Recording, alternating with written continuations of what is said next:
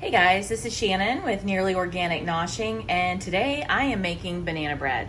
This banana bread is a little bit different because it uses a lot of bananas, which I have. I have a couple bags of these frozen bananas in the freezer, and I need to use them up. They are taking up way too much space. And the way I do my bananas is I'll leave them, once they start getting brown, I'll just leave them on the counter until the entire peel turns black and they are super sweet and super soft. Then I'll peel them and put the whole banana into a bag and freeze them. So these are whole frozen bananas in here, so I can pull off the chunks and estimate how many I need. So this recipe, I'm actually gonna double it. I might triple it, just depends. I'll see how much I end up wanting to do. But it calls for 3 to 4 whole bananas. So that's what you start with. You're gonna need a teaspoon of vanilla. This is some of my homemade vanilla extract.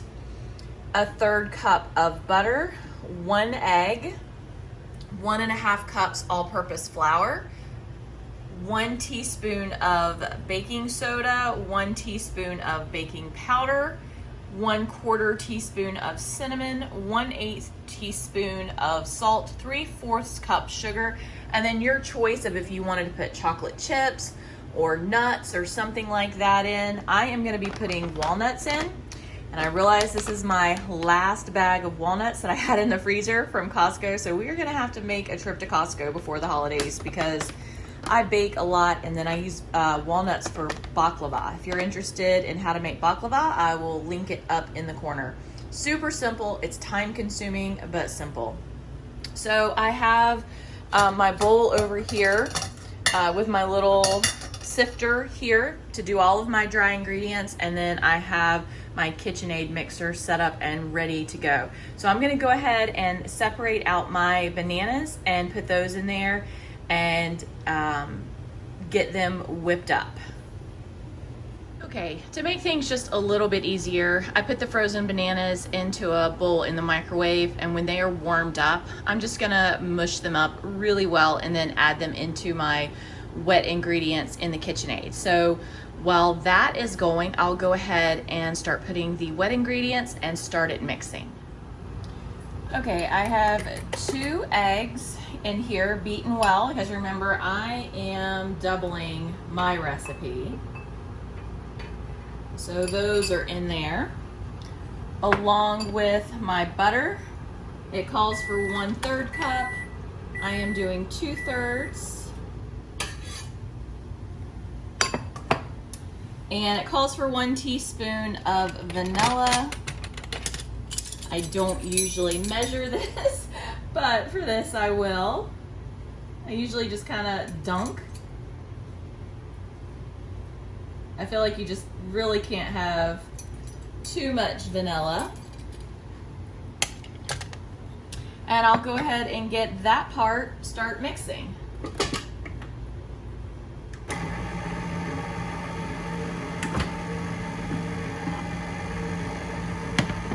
My bananas, and while this is mixing, I'm going to add in my sugar.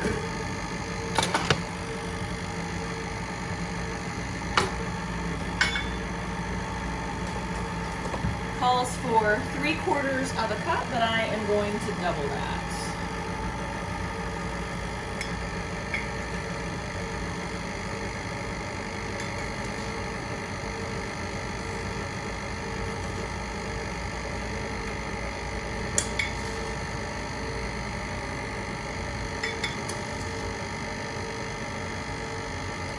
All right, I'll let that mix and get to mashing these bananas. Okay, this is just a rough mash, but it's good enough that this will be able to finish being incorporated once I add it into the blender.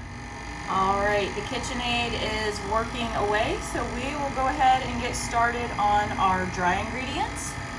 The oven is preheating. So we'll go ahead and finish this and get the top cleared off.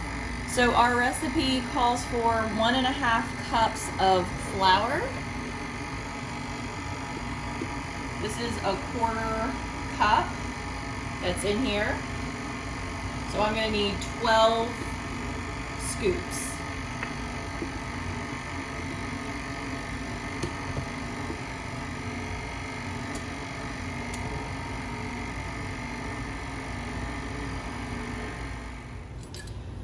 All right, we have our flour, and the recipe calls for 1 teaspoon of baking soda. I will be adding 2.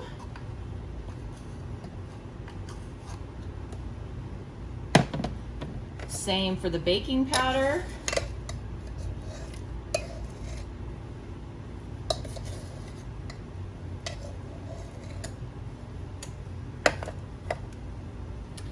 Calls for a 1/4 teaspoon of cinnamon. I'm going to do a half.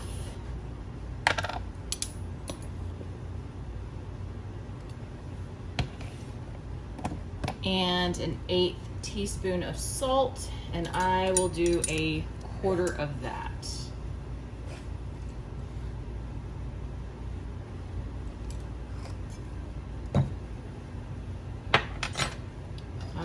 And then just sift them all together. That way we have no lumps.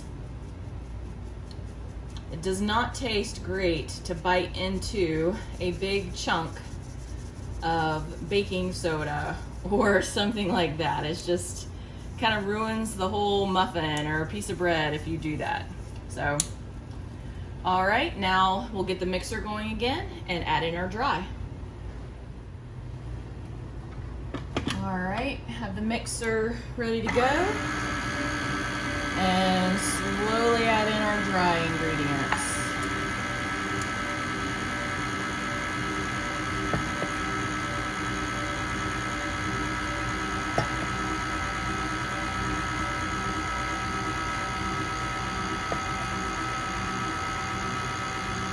After I get all this mixed in, I'll show you what it looks like. Okay guys, this is what my batter looks like. It is pretty thick, and it's going to be thick. That's the consistency that you want it. And I have a little over 2 cups, probably closer to 2.5 cups of walnuts in here, and I am just gonna take them and crumble them up in here, leaving pretty large chunks. That's just because that's how we like them. You can do it any way you want. If you wanted to run them through a food processor or a blender to make them smaller, you can. But we like pretty large pieces, so I'm just gonna go ahead and get all of these chunked up and add it in. Okay guys, I am filling these all up. You can do this in loaf form. I just prefer doing it in muffins because whatever we have left over will freeze really well. And then we can just take out a couple of muffins in the morning if we want for breakfast, or some to go along with dinner. And if I don't do that and I'm gonna give them away, I usually just use aluminum disposable loaf pans. So, and I prefer these silicone muffin tins. I got these years ago from Aldi's and absolutely love them. To me, they are the best ones. Nothing ever sticks in them ever. It doesn't matter what you're cooking. They don't stick, and you don't have to put any oil in them either. So I never grease them or oil them down, and nothing ever sticks. So I'm gonna finish filling these up. I have the oven set for 350. They're probably gonna go for about 15 to 20 minutes, depending on the size pan you use, whether you're doing a bread or you're doing a muffin.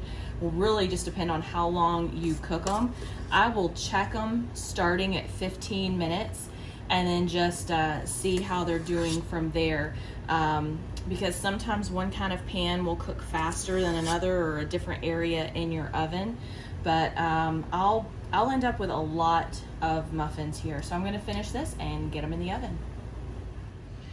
Okay guys, the muffins are out of the oven. I am gonna pop them out so that they can finish cooling and not bake anymore.